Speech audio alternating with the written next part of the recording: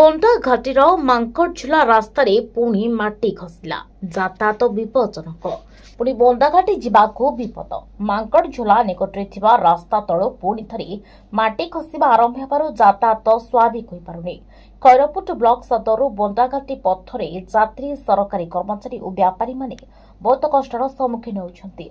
सोमवार दिन लगातार वर्षा हेबारु रास्तार तलपटु माटी खसी जाइथिबारु यातायात अवरोध होगा सहित गाड़ी चालक माने जीवन को विपद में पकाई गाड़ी चलाइबाकू बाध्य होउछन्ति। घटनास्थल को बीडीओ और तहसीलदार पहुंची परिस्थितिर अनुधान करिथिबा सूचना मिली। स्थानीय बासिंदा माने कहिसन्ति वर्षा बेले ए रास्ता सब बेले विपज्जनक होइथाय।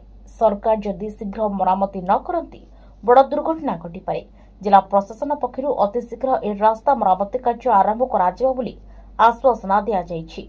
मालकानगिरी बंदाघाटी कैमरा पर्सन पिंटू कुमार ईश्वर आदि रिपोर्ट आदर्श न्यूज।